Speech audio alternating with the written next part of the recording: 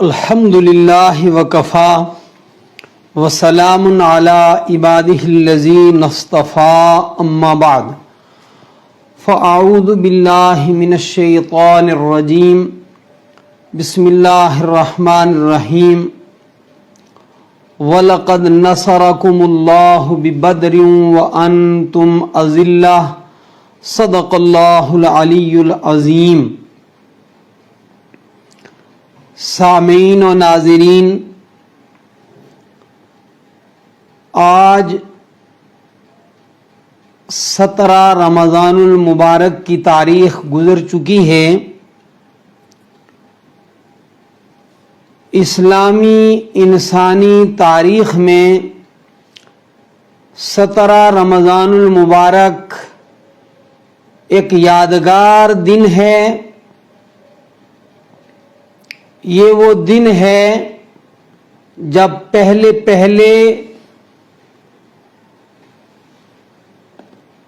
دنیا کے دہشت گردوں کو مظلوم اہل ایمان کی ایک مختصر جماعت نے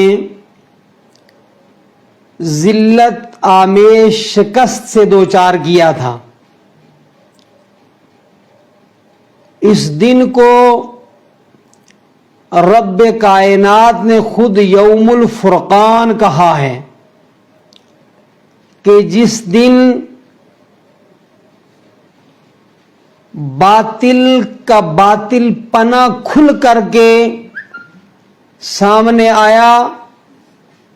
اور حق کی حقانیت چمکتے سورج کی طرح واضح ہوئی۔ جہاں اس دن کو یوم الفرقان کہا جاتا ہے، یوم الفرقان کو انجام پذیر ہونے والے غزوے کو غزوہ بدر کبریٰ کہا جاتا ہے۔ اس بہت مختصر ترین وقت میں منظر سے پہلے پس منظر بیان کرنے کی کوشش کروں گا۔ اللہ کے آخری نبی صلی اللہ علیہ وسلم کو اللہ تبارک و تعالی نے مکہ مکرمہ میں اپنی مشیت سے پیدا فرمایا اور نبی آخر الزمان کا تاج ان کے سر پر سجا کر حکم دیا کہ آپ انسانوں کو اچھے کاموں کا حکم کریں، برے کاموں سے روکیں۔ یا ایھا النبی انا ارسلناک شاہدا ومبشرا ونذیرا، کہ جو لوگ اچھے کام کرتے ہیں ان کو ان کے بہترین انجام کی خوشخبری سناؤ۔ جو انسان دنیا کے اندر بدامنی پھیلاتے ہیں، ظلم ڈھاتے ہیں، اپنے مالک کو بھول کر اپنی خدائی کا دعویٰ کرتے ہیں، منمانی زندگی گزارتے ہیں، ان کے ان اعمال بد کے برے انجام سے ڈرائیں۔ رسول اکرم صلی اللہ علیہ وسلم پر جب یہ وحی نازل ہوئی، یا ایھا المدثر قم فانذر وربک فکبر، کہ اے نبی صلی اللہ علیہ وسلم آپ اٹھ کھڑے ہوں اور اس مشن پر ڈٹ جائیں، اس تحریک کو آگے بڑھائیں کہ بول بالا، عظمت کی بریائی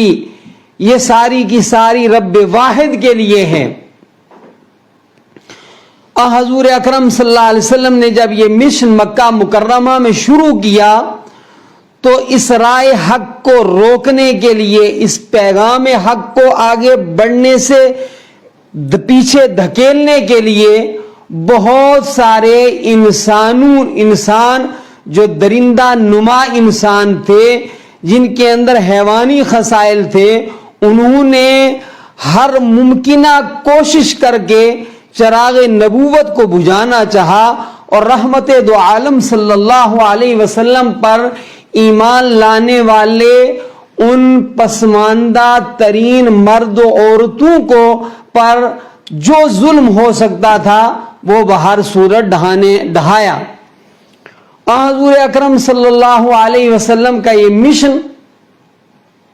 مسلسل آگے بڑھ رہا تھا، اور جب مکہ کی زمین مسلمانوں پر تنگ کر دی گئی، حضور اکرم صلی اللہ علیہ وسلم اور حضور اکرم صلی اللہ علیہ وسلم کے ساتھیوں کو جو تکلیف ان سے پہنچائی جا سکتی تھی وہ پہنچانے میں انہوں نے کوئی ذرہ برابر رو رعایت کا معاملہ نہیں کیا، تو بحکم ربانی حضور اکرم صلی اللہ علیہ وسلم اور اس وقت کی مسلم امہ نے مکہ مکرمہ سے مدینہ منورہ ہجرت فرمائی، اور اس طرح ہجرت فرمائی کہ اپنا وطن چھوڑا، اپنی جائیدادیں چھوڑی اور اپنی پونجی چھوڑ دی، اپنے رشتہ داروں کو چھوڑ دیا، اپنے ایمان کو بچانے کے لیے اللہ کی زمین کے اوپر اللہ کے نظام حقہ کو نافذ کرنے کے لیے یہ قافلہ رشد و ہدایت بہزار قسمہ پرسی بحکم ربانی مدینہ منورہ پہنچ گیا۔ حضور اکرم صلی اللہ علیہ وسلم کو اس چراغ نبوت کو بجھانے کے لیے بڑے بڑے رؤسائے مکہ اور صنادید قریش کا مشورہ ہوا، اور سب نے حضور اکرم صلی اللہ علیہ وسلم کے حجرہ مبارکہ کو رات کے وقت گھیر لیا، لیکن جسے اللہ رکھے اسے کون چکھے۔ نبی صلی اللہ علیہ وسلم وہ ذات ہے جس کے لیے رب نے فرمایا واللہ یعصمک من الناس، انسانوں کی تکالیفوں سے اللہ آپ کو محفوظ رکھے گا۔ چنانچہ امام الانبیاء جناب محمد الرسول اللہ صلی اللہ علیہ وسلم رات کے اندھیرے میں باہر نکلے، اور آپ صلی اللہ علیہ وسلم نے کچھ کنکریاں اپنے ہاتھ کے اندر لے کر ان کنکریوں کے اوپر پھونکا، اور پھونک مار کے وہ جو اطراف کے اندر آپ صلی اللہ علیہ وسلم کے حجرہ مبارکہ کو جو دہشت گرد گھیرے ہوئے تھے ان کی طرف پھینکا، اور وہ سارے کے سارے جو ہیں وہ یہ اس شعور سے محروم رہے، اور نبی اکرم صلی اللہ علیہ وسلم نے اپنے یار غار صدیق اکبر خلیفہ راشد اول رضی اللہ تعالی عنہ کی مصاحبت کے اور معیت کے اندر مکہ مکرمہ سے مدینہ منورہ کی طرف ہجرت فرمائی، اور راستے میں 3 روزہ قیام فرمایا۔ بالآخر یہ قافلہ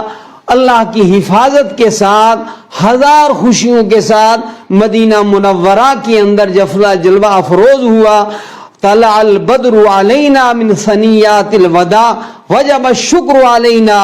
صحابہ کرام رضوان اللہ تعالی علیہم اجمعین مدینہ منورہ کے اندر مسلمانوں کا جو مختصر سا ایک معاشرہ تھا، ان بچیوں نے، عورتوں نے، مردوں نے حضور اکرم صلی اللہ علیہ وسلم کے مدینہ منورہ تشریف لانے پر مدینہ منورہ کے اندر اس چراغ نبوت کے روشن ہونے پر، جلوہ افروز ہونے پر خوشیاں منائیں، اور نبی اکرم صلی اللہ علیہ وسلم نے وہاں پہنچ کر کے وہاں کے مشرکین اور یہودیوں کے ساتھ ایک معاہدہ کیا کہ ہم پرامن طریقے سے مدینہ منورہ میں سب رہیں گے، اور اگر باہر کی کوئی طاقت ہمارے اوپر حملہ کرے گی، ہمارے امن و امان کو برباد کرنے کی کوشش کرے گی، ہمارے چین اور سکون کو غارت کرنے کی کوشش کرے گی، تو ہم سب متحد ہو کر کے ان کا مقابلہ کریں گے۔ مکہ مکرمہ کے مشرکین کو، قریش کو یہ چیز نہیں بھائی، اور ان کی آتش حسد بھڑکی، اور انہوں نے یہ برداشت نہیں کیا کہ وہاں بھی جا کر چین اور سکون سے رہیں۔ انہوں نے تعاقب کرنے کی کوشش کی۔ پہلے تو حضور اکرم صلی اللہ علیہ وسلم کو راستے میں پکڑنے کی کوشش کی، لیکن اس پر وہ قابو نہیں پا سکے۔ پھر انہوں نے وہاں منافقین کو خطوط لکھے، وہاں کے یہودیوں سے رابطے بڑھائے، اور ان سے یہ کہا کہ آپ ان کو وہاں سے نکال دو، ان کو پناہ مت دو۔ اگر آپ ان کو پناہ دو گے، ان کو وہاں تنگ نہیں کرو گے، وہاں سے ان کو نکالو گے نہیں ہمارے مفرور لوگوں کو، تو ہم آپ کے اوپر حملہ کر دیں گے۔ چنانچہ پہلے مرحلے پر تو انہوں نے یہ کیا کہ ان کا ایک بڈھا گیا اور مدینہ منورہ کے گرد و نواح کے اندر مسلمانوں کے جانور تھے اور وہ جانوروں کو چرا کر کے لے گیا. اس کے بعد جو ہے نبی اکرم صلی اللہ علیہ وسلم نے معمولی اس پر مزاحمت کی تو اس سے ان کی آتش انتقام اور آتش حسد اور ان کا جذبہ انتقام اور جذبہ تعصب جو ہے وہ شعلے مارنے لگا. اور مکہ مکرمہ کے اندر انہوں نے ایک بڑا جو ہے وہ اجلاس طلب کیا, ایک مشاورت طلب کی. پارلیمنٹ ہاؤس کے اندر ان کا اجلاس ہوا اور یہ طے کیا کہ ہم ہر اعتبار سے کسی بھی طرح جو ہے وہ محمد عربی صلی اللہ علیہ وسلم اور ان کے ساتھیوں کا تعاقب کریں گے, ان کا پیچھا کریں گے, اور یہ جو دنیا کے اندر خیر پھیلانا چاہتے ہیں, یہ جو دنیا کے اندر ہدایت کے چراغ جلانا چاہتے ہیں, بہر صورت ہم پھونکے مار کر اس کو بجھانے کی کوشش کریں گے. یریدون ان یطفئوا نور اللہ بافواہہم, یہ چاہتے تھے کہ ہم بہر صورت جو ہے وہ چراغ ہدایت کو, چراغ نبوت کو, وحی کی روشنی کو بجھا دیں, ختم کر دیں. چنانچہ کسی بھی تحریک کو کامیاب کرنے کے لیے معیشت کا مضبوط ہونا انتہائی ضروری بات ہے. تو ان کے جتنے بڑے بڑے لوگ تھے انہوں نے کچھ رقم جمع کی اور رقم جمع کر کے ایک تجارتی منصوبہ بنایا کہ تجارت کے ذریعے بہت بڑا پیسہ کمایا جائے اور وہ پیسہ کما کر اس سے ہتھیار خریدے جائیں اور اس کے ذریعے اپنی فوجی قوت کو مضبوط کر کے مدینہ منورہ کے مسلمانوں پر حملہ آور ہوا جائے, ان کو چین سے نہ رہنے دیا جائے, ان کو سکون سے نہ دینے دیا جائے. چنانچہ ابو سفیان کی سربراہی کے اندر 40 افراد پر مشتمل قافلے کو شام بھیجا گیا. اور شام جو ہے اس وقت روم کا ایک حصہ تھا اور روم اس وقت کی سپر پاور تھی اور بہت دنیا کے اندر ان کی جو ہے سپرمیسی تھی, ساری دنیا کے اوپر وہ چھائے ہوئے تھے. ویسے مکہ مکرمہ والے اندرون مکرمہ رہ کر کے کسی جنگ کے لیے ہتھیار ان کے پاس موجود تھے, لیکن چونکہ وہ دوسری جگہ دوسرے شہر پر حملہ آور ہونا چاہتے تھے, اس کے لیے ان کو ہتھیاروں کے لیے اور مالی طاقت کو بڑھانے کے لیے سب نے پیسہ جمع کر کے اور اس قافلے کو بھیجا اور یہ شام کے اندر گئے. حضور اکرم صلی اللہ علیہ وسلم نے اس پر گہری نظر رکھی کہ بھئی ہمارا دشمن کسی وقت ہمارے اوپر حملہ آور نہ ہو جائے, اور ان کی ساری منصوبہ بندی کا حضور اکرم صلی اللہ علیہ وسلم جو ہے وہ علم رکھتے تھے. اس کے لیے آپ صلی اللہ علیہ وسلم نے مختلف ذرائع استعمال فرما رکھے تھے. چنانچہ پہلے تو جاتے ہوئے ان کا تعاقب کرنا چاہا, لیکن اس وقت یہ قافلہ نکل گیا. پھر حضور اکرم صلی اللہ علیہ وسلم نے 2 آدمیوں کی ذمہ داری لگائی کہ جب یہ شام سے مال لے کر واپس آئیں تو اب اس پس منظر کو یاد رکھنا ضروری ہے. بعض لوگ اسے لوٹ کھسوٹ اور ڈکیتی سے تعبیر کرتے ہیں. وہ متعصب لوگ ہیں, وہ کم علم لوگ ہیں, وہ محروم العقل لوگ ہیں. انہیں یاد رکھنا چاہیے کہ ابھی 1 ہی سال پہلے, کچھ ہی وقفہ پہلے جو ہے کس طریقے سے مسلمانوں کو جو ہے انہوں نے تنگ کر کے اور پریشان کر کے مجبور کر دیا کہ وہ وطن عزیز چھوڑ دیں. اور پھر بعض صحابہ جب جا رہے تھے تو ان کے پاس جو محنت کی کمائی ہوئی ان کی پونجی تھی ان کو انہوں نے قبضہ لیا تھا اور ان کی جائیدادوں پر انہوں نے قبضے کر لیے تھے, اور وہ بیچارے مظلوم مسلمان اور وہ مظلوم انسان اپنا وطن چھوڑ کر اور رسول اکرم صلی اللہ علیہ وسلم جب مکہ مکرمہ سے مدینہ منورہ ہجرت فرما رہے تھے تو جہاں سے آپ صلی اللہ علیہ وسلم نے آخری نگاہ کعبۃ اللہ کی طرف ڈالی اور کعبۃ اللہ کے دائیں بائیں کے پہاڑوں کی طرف نگاہ ڈالی تو فرمایا ہم تمہیں کبھی نہ چھوڑتے اگر یہ ظالم جو ہے ہمیں مجبور نہ کرتے. ہم آپ سے محبت کرتے ہیں, یہ وطن ہے ہمارا, وطن کی محبت انسان کی فطرت کے اندر ہے. تو اس پس منظر کو یاد رکھنا ضروری ہے کہ انہوں نے مسلمانوں کو لوٹا تھا, ان کی جائیدادوں پر قبضے کیے تھے, اور اس کے باوجود وہ بیچارے چلے گئے. انہوں نے ان کا پیچھا کرنا چاہا. جب وطن چھوڑ کر کے وہ ایک پرامن معاشرے کے قیام کے لیے مدینہ منورہ چلے گئے, وہاں بھی انہوں نے جو ہے پیچھا شروع کیا. تو حضور اکرم صلی اللہ علیہ وسلم نے مناسب سمجھا، اور یہ ایک جنگلی جو ہے وہ حکمت عملی تھی، جو ہے وہ شر کو کمزور کرنے کی اور خیر کو غالب کرنے کی، اندھیروں کو مغلوب کرنے کی اور روشنی کو غالب کرنے کی، اور علم کو عام کرنے کی اور سچائی کو عام کرنے کی اور صداقت کو عام کرنے کی، امن اور جو ہے وہ خوشحالی کو عام کرنے کی نبی صلی اللہ علیہ وسلم کی کوشش تھی کہ اگر یہ عالمی دہشت گرد جو ہیں وہ اسی طرح اپنے عزائم اور منصوبوں کے اندر آگے بڑھتے رہیں گے، ان کو لگام نہیں دی جائے گی تو یہ انسانوں پر اپنے ظلم کو مزید بڑھائیں گے۔ تو اس کے لیے حضور اکرم صلی اللہ علیہ وسلم نے کوئی لوگوں کی باقاعدہ ذمہ داری لگائی ہوئی تھی، لیکن یہ عجیب اتفاق تھا کہ ان حضرات کو معلوم تو یہ ہو گیا کہ ابو سفیان کا وہ تجارتی قافلہ شام سے واپس آ چکا ہے اور یہاں سے گزر رہا ہے، لیکن وہ قافلہ بچ کر نکل گیا اور حضور اکرم صلی اللہ علیہ وسلم کو یہ علم ہو گیا۔ ادھر ابو سفیان بھی بڑا جو ہے وہ محتاط تھا اور چوکس تھا، وہ بھی اس پر نظر رکھے ہوئے تھا اور اس کو بھی خطرہ لاحق تھا، ایسا نہ ہو کہ نبی صلی اللہ علیہ وسلم کے ساتھی ہمارے اس قافلے کا پیچھا کریں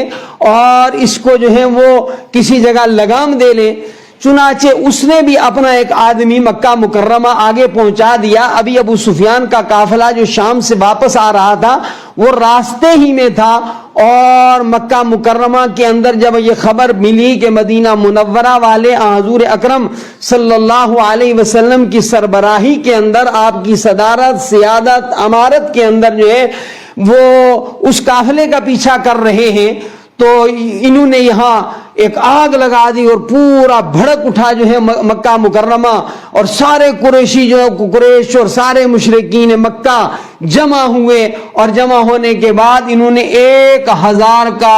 افراد کا جو ہے ان کا قافلہ تیار کیا، جن کا کمانڈر ان چیف ابو جہل تھا، جہالت کا باپ، وہ ظلم و بربریت کا مجسمہ، وہ گندگی کا مجسمہ، وہ حضور اکرم صلی اللہ علیہ وسلم کا ابدی دشمن، اور وہ سچائی کا دشمن، وہ انصاف کا دشمن، وہ نیکی کا دشمن، وہ خیر کا دشمن جو ہے، جس قافلے کا کمانڈر ان چیف ایسا لعین ترین شخص ہو، یہ تیار ہوئے اور یہ 1000 افراد جو ہیں وہ مسلح طریقے سے مدینہ منورہ کی طرف روانہ ہوا۔ ادھر حضور اکرم صلی اللہ علیہ وسلم کے پیش نظر یہ بات نہیں تھی کہ ہم نے کوئی جنگ کرنی ہے، بلکہ یہ تھا کہ وہ ہمارے خلاف جو ایک مالی منصوبہ جو ہے وہ ترقی کر رہا ہے اس کو ہم نے پکڑنا ہے، اس کا تعاقب کرنا ہے۔ تو حضور اکرم صلی اللہ علیہ وسلم نے فرمایا کہ جو ساتھی نکلنا چاہیں فوراً تیاری کرو، ہم بدر کی طرف نکلتے ہیں، بدر میں ممکن ہے کہ ہم ان کو پکڑ لیں۔ بعض صحابہ نے یہ بھی چاہا کہ اگر آپ ہمیں اجازت دیں تو گرد و نواح کے اندر اوالی مدینہ منورہ میں ہمارے جو ہے وہ ہماری سواریاں ہیں، ہم لے آئیں۔ تو نبی صلی اللہ علیہ وسلم نے فرمایا نہیں چلو، اتنا کوئی بڑا مسئلہ تو ہے نہیں۔ تو نبی صلی اللہ علیہ وسلم کے ساتھ جو ہے وہ ایک مختصر سا قافلہ تھا، جس میں جو کوئی زیادہ اسباب بھی ان کے پاس نہیں تھے، سواریاں بھی بہت کم تھیں اور تعداد بھی بہت کم تھی۔ یہ نکلے، جب کچھ آگے بڑھے تو ان کو اطلاع یہ ہوئی کہ بھئی وہ قافلہ تجارتی تو بچ کر کے نکل گیا ہے، البتہ مکہ مکرمہ سے ابو جہل کی سربراہی کے اندر 1000 کا لشکر جرار وہ ادھر بڑھ رہا ہے مدینہ منورہ کی طرف۔ تو حضور اکرم صلی اللہ علیہ وسلم نے اس جگہ پر پھر صحابہ کرام سے جو ہے وہ مشاورت کی کہ اب ہم جو ہے وہ کیا کریں، کس طریقے سے ان کے ساتھ نمٹیں۔ چنانچہ اس سلسلے کے اندر ایک تو یہ کیا گیا کہ جو چھوٹی عمر کے نوجوان تھے، بچے تھے، ان کو واپس کر دیا گیا وہاں سے، بھی ایسا نہ ہو کہ کوئی خطرناک صورتحال بن جائے اور جنگی صورتحال بن جائے تو بچوں کا اس میں کوئی کام نہیں، ان کو واپس کیا گیا۔ بہت سارے نوجوانوں نے چاہا کہ حضور اکرم صلی اللہ علیہ وسلم ہمیں اجازت دے، لیکن آپ صلی اللہ علیہ وسلم نے اکثریت کو واپس کر دیا جو بچے تھے۔ اور سب سے پہلے حضرت ابو بکر رضی اللہ تعالیٰ عنہ نے نبی اکرم صلی اللہ علیہ وسلم کے سامنے ایک پرجوش خطاب کیا اور فرمایا یا رسول اللہ صلی اللہ علیہ وسلم ہم آپ کے ساتھ ہیں، ہم دشمن کا مقابلہ کریں گے۔ پھر حضرت عمر رضی اللہ تعالیٰ عنہ اٹھے، انہوں نے بھی اچھی باتیں کہی۔ پھر حضرت مقداد رضی اللہ تعالیٰ عنہ اٹھے اور فرمایا کہ ہم وہ نہیں ہیں کہ جو بنی اسرائیل کی طرح موسیٰ علیہ السلام کو یہ کہہ دیں فَاذْهَبْ أَنْتَ وَرَبُّكَ فَقَاتِلَا إِنَّا هَاهُنَا قَاعِدُونَ کہ جاؤ موسیٰ تم اور تمہارا رب لڑائی کرو، ہم تو جو ہے وہ عیش و آرام سے بیٹھتے ہیں۔ فرمایا ہم ایسے نہیں ہیں بلکہ ہم آپ کے ساتھ ہیں، آپ فیصلہ لیجئے۔ اور چونکہ یہ ایک ایسا مرحلہ تھا کہ دھنا رہا تھا کفر، اور دشمنان حق کو صداقت جو ہے وہ اپنی پوری توانائی جو ہے وہ لگا رہے تھے کہ کس طریقے سے اس مختصر سے رشد و ہدایت اور نورانی اور روحانی اور علمی قافلے کو جو ہے وہ دبا دیا جائے۔ تو ایک تو یہ تھا کہ حضور اکرم صلی اللہ علیہ وسلم بیٹھ جاتے، اور دوسرا یہ تھا کہ ان کا مقابلہ کرتے۔ تو یہ کیسے ہو سکتا تھا کہ حضور اکرم صلی اللہ علیہ وسلم اندھیروں کے سامنے، ظلم کے سامنے، بربریت کے سامنے جو ہے وہ ہتھیار ڈال دیں؟ یہ ہو ہی نہیں سکتا تھا۔ آپ آئے اسی لیے تھے، هو الذی ارسل رسولہ بالہدی ودین الحق لیظہرہ علی الدین کلہ۔ آپ صلی اللہ علیہ وسلم کا مشن تھا کہ ساری دنیا کے اندر ابدی سچائی کا، ایمان کا، اسلام کا، حقانیت کا، خدا کی خدائی کا ڈنکا بجایا جائے۔ تو حضور اکرم صلی اللہ علیہ وسلم نے پھر صحابہ اکرام سے فرمایا کہ اشیروا علی ایھا المسلمون، مسلمانوں مجھے مشورہ دو۔ ان کے بعد بھی اس پر انصار کے رئیس حضرت سعد بن معاذ رضی اللہ تعالیٰ عنہ اٹھے اور عرض پرداز ہوئے، یا رسول اللہ صلی اللہ علیہ وسلم، آپ کا اشارہ ہماری طرف ہے، اس ذات کی قسم جس نے آپ کو حق کے ساتھ بیچا ہے، اگر آپ سمندر پہ چلیں گے اور اس میں کودنے کے لیے ہمیں کہیں گے تو ہم آپ کے ساتھ سمندر کے اندر کود جائیں گے، ہم دائیں سے بائیں سے آگے سے پیچھے سے آپ کے ساتھ لڑیں گے، اگر آپ برق الغیمات تک جاؤ گے تو ہمیں اپنے ساتھ پاؤ گے، ہم آپ پیش قدمی کریں، آگے بڑھیں، ہم آپ کے جان نثار نبوت شمع رسالت کے پروانے آپ پر پروانہ وار قربان ہوں گے، آپ آگے چلیں۔ جب انہوں نے یہ پرجوش اور ایمان افروز خطاب فرمایا تو حضور اکرم صلی اللہ علیہ وسلم جو ہے خوش ہو گئے، اور پورے قافلے کے اندر خوشی کی لہر دوڑ گئی۔ آپ صلی اللہ علیہ وسلم نے فرمایا سیروا وابشروا فإن اللہ تعالی قد وعدنی احدى الطائفتین واللہ لکأنی انظر الآن الى مصارع القوم۔ فرمایا سیروا وابشروا، چلو تمہیں خوشخبری ہو، اللہ تعالیٰ نے میرے ساتھ وعدہ کیا ہے کہ دونوں میں سے کسی ایک کے اوپر اللہ رب العالمین، یعنی یا جو وہ تجارتی قافلہ ہے اس کے اوپر، یا ابو جہل کے سربراہی میں جو لوگ آ رہے ہیں، ان دونوں میں سے کسی ایک قافلے پر آپ کو جو ہے وہ اللہ رب العالمین فتح عطا فرمائیں گے۔ اور نبی صلی اللہ علیہ وسلم نے ایک کمانڈر ان چیف کی طرح ایک جو ہے باعزت ہوشیار جو ہے وہ کمانڈر کی طرح فرمایا واللہ، اللہ کی قسم، لکأنی انظر الآن، میں ابھی دیکھ رہا ہوں کہ کل جو ہے وہ دشمنان حق و صداقت کس کس جگہ کا پہ اوپر جو ہے وہ ان کی گردنیں اڑائی جائیں گی۔ چنانچہ نبی اکرم صلی اللہ علیہ وسلم کا ایک قافلہ بدر کی طرف روانہ ہوا۔ المختصر یہ کہ جنگ بدر میں پہنچے، ابو جہل کا قافلہ پہلے سے پہنچ چکا تھا، نبی اکرم صلی اللہ علیہ وسلم نے بھی جا کر اپنے قافلے کو وہ باقاعدہ ترتیب دیا، اور ترتیب دینے کے بعد پورے میدان کا ایک رونڈ لیا، اور اس رونڈ میں آپ فرما رہے تھے ھذا مصرع فلان وھذا مصرع فلان غدا انشاءاللہ، یہ کل فلاں صنادید قریش کی جو ہے قتل گاہ ہے، یہ اس کی قتل گاہ ہے انشاءاللہ اگر اللہ تبارک و تعالی نے چاہا۔ پھر اس کے بعد نبی اکرم صلی اللہ علیہ وسلم نے ایک درخت کی جڑ کے نیچے رات گزاری، اور بھرپور اعتماد کے ساتھ جو ہے وہ قافلے کو رکھا۔ بہرحال دوسرے دن جو ہے نماز فجر ادا کی گئی، اور رسول اکرم صلی اللہ علیہ وسلم نے اہل ایمان کی، ارباب حق و صداقت کی صفوں کو جو ہے وہ منظم کیا، مرتب کیا، اور پھر حضور اکرم صلی اللہ علیہ وسلم کے لیے جو ایک عریش بنایا گیا تھا وہاں تشریف لا کر نبی اکرم صلی اللہ علیہ وسلم نے بہت گڑ گڑا کر بارگاہ خداوندی میں دعا کی، اور ان دعاؤں میں سے ایک جملہ یہ تھا کہ اللہم، اے اللہ، ان تہلک ہذہ العصابۃ، اے اللہ اگر یہ مختصر سا رشد و ہدایت کا قافلہ آج آپ نے یہاں جو ہے وہ ہلاک کروا دیا، لن تعبد بعد ھذا اليوم، پھر آج کے بعد روئے زمین پر تیری عبادت کرنے والا کوئی نہیں رہے گا۔ اے اللہ اگر تو چاہتا ہے کہ لم تعبد بعد اليوم، اگر آپ چاہتے ہیں کہ آج کے بعد آپ کی عبادت روئے زمین پر نہ کی جائے تو پھر ٹھیک ہے یہ قافلہ ہلاک ہو جائے۔ اللہ رب العالمین سے نبی صلی اللہ علیہ وسلم نے مدد مانگی اور اتنا گڑ گڑائے آہوزاری کی کہ حضور اکرم صلی اللہ علیہ وسلم کے کاندھے مبارکوں پر سے چادر نیچے گر گئی۔ حضرت ابوبکر رضی اللہ تعالی عنہ نے فرمایا یا رسول اللہ صلی اللہ علیہ وسلم انشاءاللہ اللہ تعالیٰ آپ کے ساتھ کیا ہوا وعدہ پورا فرمائیں گے۔ پھر قرآن حکیم نے کہا کہ ہم نے آپ کی مدد کی فرشتوں کے ذریعے۔ جب میدان کارزار گرم ہوا تو مسلمان چونکہ صرف 313 تھے اور مد مقابل جو ہیں وہ لوہے سے لیس 1000 کا لشکر جرار تھا، ان کے ساتھ جنگی جو ہیں وہ سواریاں تھیں، اور روایات میں آتا ہے کہ شیطان باقاعدہ ان کی رہبری کے لیے آ گیا تھا۔ پھر اللہ رب العالمین کی طرف سے جب قافلے اترنا شروع ہوئے تو پہلے مرحلے پر 1000 فرشتے آئے اور ایک وردی کے اندر آئے، ایک لباس کے اندر آئے،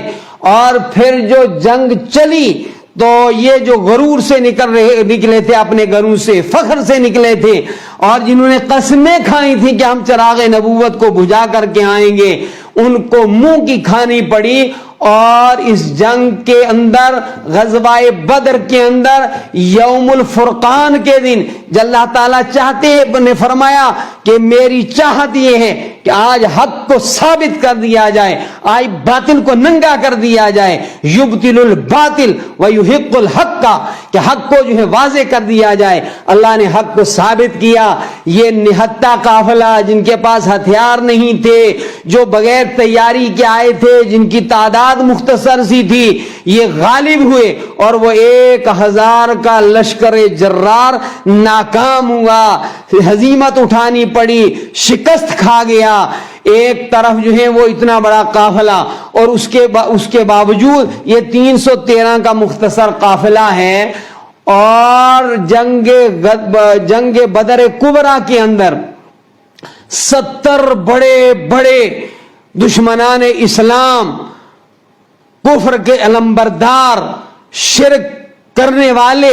وہ 70 افراد ان کے مارے گئے اور 70 افراد گرفتار کر لیے گئے۔ اس کے مد مقابل مسلمان اور یہ حق کے علمبردار، یہ سچائی کے پرستار، یہ صرف 14 آدمی جو ہیں وہ شہید ہوئے۔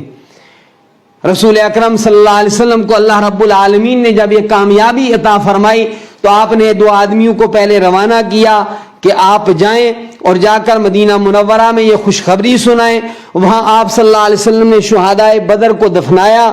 اور جو وہ صنادید قریش تھے ان کو بھی ایک جو ہے وہ گڑھے کے اندر ڈالا، اور پھر دوسرے دن رسول اکرم صلی اللہ علیہ وسلم وہاں تشریف لے گئے، اور وہاں جا کر کے رسول اکرم صلی اللہ علیہ وسلم نے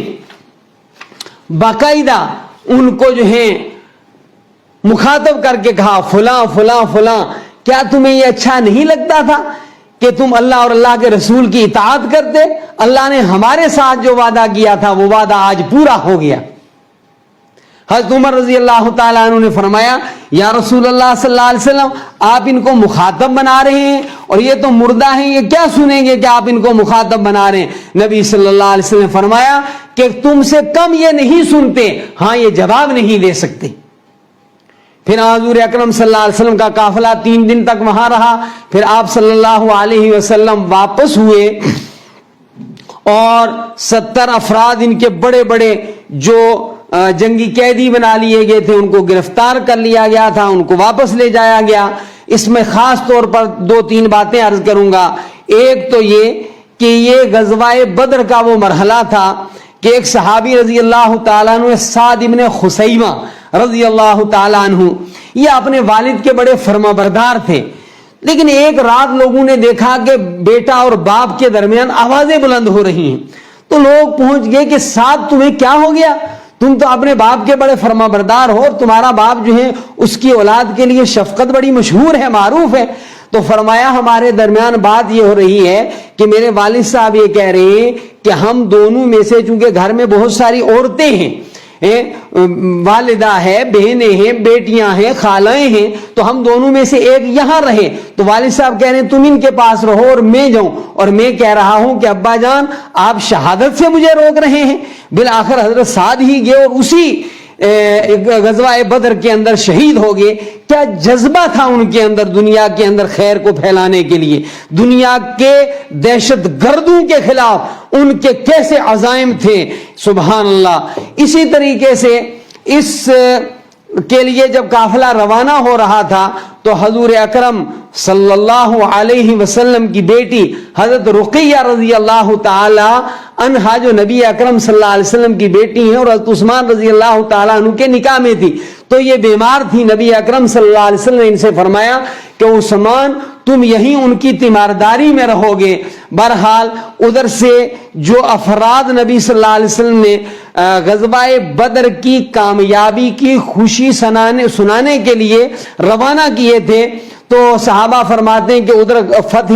بدر کا پیغام ملا ہمیں، اور ادھر ہم حضرت رقیہ رضی اللہ تعالی عنہا کی کو دفنا کر کے ان کے اوپر ان کی قبر پر مٹی ڈال کر کے فارغ ہو رہے تھے۔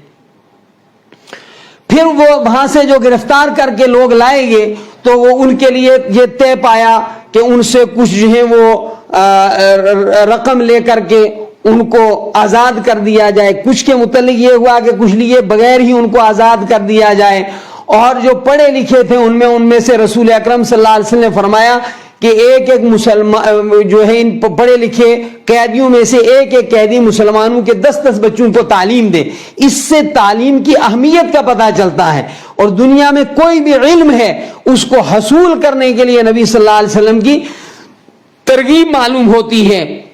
کہ آپ صلی اللہ علیہ وسلم نے حصول علم کے لیے ہر موقع کو غنیمت سمجھا اور ہمیں گویا پیغام دیا کہ حصول علم کا کوئی موقع ضائع نہ کی جائے۔ اس طریقے سے یہ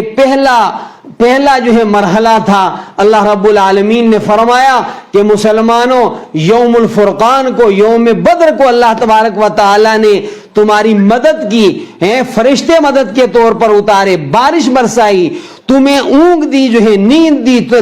تم جو ہے وہ پرسکون ہو گئے، جو تمہیں اعتماد تمہارا بڑھ گیا، تو فضائے بدر پیدا کر فرشتے تیری نصرت کو اتر سکتے ہیں گردوں سے قطار اندر قطار اب بھی۔ آج بھی اللہ رب العالمین کی مدد اسی طرح نازل ہو سکتی ہے۔ ضرورت یہ ہے کہ ہم اپنے رب کے ساتھ اپنا تعلق مضبوط کریں، ہم اپنی جوانی کی تمناؤں کو رب کے احکام کی خاطر قربان کریں، ہم اللہ رب العالمین کا قرب پیدا کریں، ہم گرم گرم آنسو رب کے حضور میں جو ہے وہ بہائیں۔ آج کے اس گفتگو سے جو میں پیغام دینا چاہتا ہوں، پہلی بات یہ ہے کہ حالات کیسے بھی ہوں، کسی بھی شکل کے اندر ہمت اور حوصلے نہیں چھوڑنا چاہیے، بندے کا اعتماد خدا کی ذات پر ہونا چاہیے۔ مسلمان کسی بھی جگہ ہوں پر اعتماد رہیں، اللہ کے حضور کے میں جو ہیں وہ سجدہ ریز رہیں، اللہ کی مدد کے متمنی رہیں، وہ اعمال کریں جن پر اللہ رب العالمین کی مدد نازل ہوتی ہے۔ یہ قافلہ جو مختصر ہونے کے باوجود کامیاب کیوں ہوا؟ اعتماد اللہ کی وجہ سے، انہیں اللہ پر بھروسہ تھا، انہوں نے اللہ سے مدد مانگی، اپنے ایمان پر پختہ رہے، مضبوط رہے۔ تو ایک تو یہ پیغام ہے اس کا یوم بدر کا کہ ہم اپنے رب کے ساتھ اپنا تعلق مضبوط کریں، ہم کامیابی اور ناکامی اس میں تصور کریں کہ ناکامی اور کامیابی اللہ کے پاس ہے، وہ ظاہری اسباب پر بھروسہ نہ کریں، اسباب کو اختیار کرتے ہوئے بھروسہ اللہ رب العالمین کی ذات پر کریں، اس کے سامنے عاجز رہیں۔ دوسری بات یہ کہ شہدائے بدر جن کی بڑی عظمت ہے، جن کی فضیلت ہے، قرآن میں ان کی فضیلت ہے، نبی کے فرمان میں ان کی فضیلت ہے، آج دنیا کے بدبخت بعض لوگ جو ہیں وہ اسلام کا اور داعی یہ اسلام ہونے کا جو ہے لبادہ اوڑھ کر جماعت صحابہ پر سے امت کا اعتماد جو ہے وہ متزلزل کر رہے ہیں. یہ لوگ جو ہے وہ آستین کے سانپ ہیں. صحابہ کی جماعت وہ رہتی انسانیت کے لیے نمونہ عمل ہے. آج ضرورت ہے اور میں پیغام دیتا ہوں, دعوت دیتا ہوں کہ تمام لوگ صحابہ کی زندگیوں کو پڑھیں, اصحاب بدر کی زندگیوں کا مطالعہ کریں. اصحاب بدر کی زندگیاں, ان کے کارہائے نمایاں جو ہیں, اس سے آپ کو اور آنے والی نسلوں کو ایمانی حرارت نصیب ہوگی. خدا تجھے کسی طوفان سے آشنا کر دے کہ تیرے بحر کی موجوں میں اضطراب نہیں ہے. آج پھر حالات دنیا کے ہمیں جو ہے پکار رہے ہیں کہ لو حاصل کیجئے, روشنی حاصل کیجئے, حوصلہ حاصل کیجئے, عزم حاصل کیجئے, اپنے ایمان کو حرارت دیجئے. اصحاب بدر کے تذکرے پڑھ کر, اصحاب بدر سے اپنا تعلق پیدا کر کے کبھی اے نوجوان مسلم تدبر بھی کیا تو نے, وہ کیا گردوں تھا جس کا تو ہے ایک ٹوٹا ہوا تارا. تو ہمیں اصحاب بدر کے ساتھ اپنا تعلق بڑھانا چاہیے. یہ وہ قافلہ ہے. نبی اکرم صلی اللہ علیہ وسلم نے فرمایا اصحاب بدر تم جو بھی کرو وجبت لکم الجنہ, اللہ نے تمہارے لیے جنت کو واجب قرار دیا ہے. فرمایا اللہ رب العالمین نے تمہاری بخشش فرما دی ہے, لہذا یہ قافلہ ہمارے لیے نمونہ ہے. ان کی زندگیوں سے ہمیں ایمانی حرارت حاصل کرنے کی کوشش کرنی چاہیے. صالحین امت نے لکھا ہے کہ اصحاب بدر کے اسماء مبارکہ پڑھ کر اگر کوئی دعا کرے تو اللہ تبارک و تعالیٰ اس دعا کو قبول فرماتے ہیں. صلحاء امت نے اپنا تجربہ نقل کیا ہے اس کے اوپر, لہذا اصحاب غزوہ بدر کو پڑھا جائے, قرآن پاک کے اس حصے کا بطور خاص جو ہے مطالعہ کیا جائے کہ جس حصے میں ان کے کارناموں کا تذکرہ ہے, اور اصحاب بدر کی سیرت پڑھی جائے. اور رسول اکرم صلی اللہ علیہ وسلم نے اس موقع پر جو اقدامات کیے ہیں وہ اقدامات ہمیں پڑھنے چاہیے, اور اس سے ہمیں اپنی کامیابی کے لیے سبق حاصل کرنا چاہیے. ہمارا پوری امت کا کروڑ ہا کروڑ سلام ہو اصحاب بدر پر, شہدائے بدر پر. اللہ رب العالمین ہمیں ان کے ساتھ محبت عطا فرمائے, عقیدت عطا فرمائے. اللہ رب العالمین ان کے عمل کا کچھ حصہ ہمیں عطا فرمائے. اللہ تعالیٰ ان کی پیروی کرنے کی ہمیں توفیق عطا فرمائے. واخر دعوانا ان الحمد للہ رب العالمین.